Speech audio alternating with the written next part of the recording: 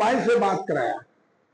बघेल जी ने बात किया तो उन्होंने अपनी ये बात को स्वीकार किया। फिर बातों बातों में ये बोल दिए कि मैं मजाक किया हूं। उन्होंने ये भी बात हमको बोले कि इनको मेरे खिलाफ लड़ाने के लिए बोले हैं और उनको आर्थिक रूप से भी उसको मदद करेंगे। तो ये बात मैंने बघेल जी को बोला तो बघेल जी ने मेरे ही मोबाइल था, मेरे पास उसका रिकॉर्डिंग भी है, मेरे ही मोबाइल था, उसमें दलेश्वर को बोला कि जब आपने इसको लड़ा रहे हो तो दो जगह कैसे लड़ेंगे, अध्यक्ष यहाँ लड़ेंगे और उसको 4 नंबर में उसकी पत्नी को लड़ने दो। आप जब बोले हो तो उसको वापस ले आओ। तो ये बोला ठीक है भैया, मैं उसको वापस लेने के लिए बोलूंगा। उसके बाद गिरीश देवांगन, दलेश्वर साहू और मेरे अंकेश्वर देशमुख को 2 बार मीटिंग कराया। 2 बार मीटिंग होने में उन लोगों ने बोले उसको कि आप 3 नंबर से अपनी नाम वापस लो। उन्होंने गोल गोल घुमाता था कि मैं पूछ के बताऊंगा, कार्यकर्ताओं से एक बार चर्चा कर लेता हूं। ऐसे करते करते हमको लगभग 2-3 दिन उन्होंने घुमाया और अंततः नाम वापस नहीं लिया। मैं जिला साहू संघ का अध्यक्ष हूं और मैं संगठन को कार्यकर्ताओं के साथ मिलके एक बढ़िया ढंग से काम कर रहा हूं। मैं किसी का बैसाखी बनना नहीं चाहता।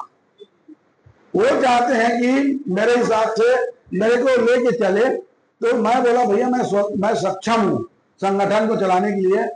मुझे जब जरूरत पड़ेगी, कोई आवश्यकता महसूस होगा तब सोचेंगे, लेकिन अभी हमको किसी की आवश्यकता नहीं है। हम संगठन को हम अच्छे ढंग से स्वयं चला सकते हैं। बीजेपी में है, केवल हम 25% लोग कांग्रेस में हैं और ये 25% भी सुरक्षित नहीं है। मेरे को लगता है कि कांग्रेस मुक्त साहू समाज बनने की स्थिति में जा रहा है। हाँ, ये कांग्रेस मुक्त जो साहू समाज का वो अंकित कर रहे हैं, क्योंकि हम 25% हैं, उसको भी वो सुरक्षित नहीं रख पा रहे हैं। इसी पर कारण ये है कि मैं अभी कल चुनाव संपन्न हुआ 17 तारीख को और क्षेत्र क्रमांक 3 से मैं कांग्रेस का अधिकृत प्रत्याशी था और कांग्रेस के बहुत से जो सीनियर कार्यकर्ता हैं और जनप्रतिनिधि हैं, उन लोगों ने कांग्रेस के अधिकृत प्रत्याशी के मदद न करके कांग्रेस के बागी प्रत्याशी को मदद करने के जो काम किए हैं, उसको जिताने के लिए मंची कार्यक्रम किए हैं, उनके लिए धन बल का भी और मदद की है। पूरे क्षेत्र में धन बल के माध्यम से षड्यंत्र रचकर मुझे हराने के लिए कोई कसर नहीं छोड़े हैं, जिसके कारण मेरे जो परिणाम जो आया वो मेरे खिलाफ था। और मेरा लड़ाई भाजपा से नहीं था, मेरे लड़ाई कांग्रेस से के बागी के साथ था। अगर ये लोग धन बल का प्रयोग नहीं करता तो ये चुनाव में बड़ी मार्जिन से मैं जीता रहा था। कौन लोग ऐसे बड़े लोग जो जिनका नाम लेना चाहेंगे आपके चुनाव को? अभी आप बताए ना कि दलेश्वर साहू ने ही बोला कि अंगेश्वर देशमुख मेरा प्रत्याशी है। मैंने ही उनको आपके खिलाफ लड़ने के लिए कहा, तो मैंने बोला भैया मेरे खिलाफ क्यों लड़ने बोला? उनको ये लग रहा था कि मैं जिला कांग्रेस कमेटी के अध्यक्ष हूं, उनके क्षेत्र में टिकट वितरण में मैं उनको प्रभावित करूंगा या उनके कहे हुए व्यक्ति को मैं अधिकृत नहीं करूंगा। वो समझ के तो मेरे को वो टारगेट रख लिया था पहले से अपनी ने भी आपके खिलाफ मंत्री कार्यक्रम। हाँ, नवाज खान के कहने पे, नवाज खान के ही दम पे अंगेश्वर देशमुख ने क्षेत्र क्रमांक 3 में ये बागी चुनाव लड़े हैं। और बागी सब जानते हैं, अंगेश्वर देशमुख के पास आज उसके पास खुद का 4 व्हीलर नहीं है। वो जो है बड़ी संख्या में धन बल का कहां से उपयोग करेंगे?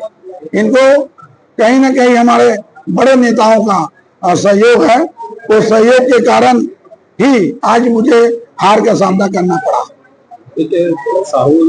साहू समाज से साहू मुक्त आप कांग्रेस की बात कर रहे हैं, ये क्या मेरे कहने का मतलब ये है कि बहुत कम लोग हमारे साहू समाज का कांग्रेस में हैं। 75% लोग भारतीय जनता पार्टी से संबंध रखते हैं और भारतीय जनता पार्टी जुड़े हुए हैं। हम लोग मात्र 25% लोग ही कांग्रेस में हैं और कांग्रेस पार्टी का पदाधिकारी हैं, कार्यकर्ता हैं और कांग्रेस का सेवा कर रहे हैं। अब हम 25% लोगों को, हमारे कांग्रेस के नेता हमें सुरक्षित नहीं कर पा रहे हैं और हम स्वयं सुरक्षित महसूस नहीं कर पा रहे हैं, तो ये निश्चित है कि आने वाले समय में हमारे समाज जो है कांग्रेस मुक्त साहू समाज की ओर बढ़ने जा रहा है। मतलब भविष्य में आप भाजपा प्रवेश कर सकते हैं? नहीं, मैं साधारण कार्यकर्ता के रूप में हमेशा कांग्रेस के लिए काम करूंगा। मेरा परिवार शुरू से कांग्रेस से काम करते हैं। मैं कांग्रेस पार्टी ने मुझे बहुत सम्मान दिया, मैं उस सम्मान को नहीं भूलूंगा और कांग्रेस पार्टी साधारण कार्यकर्ता के रूप में काम करता रहूंगा।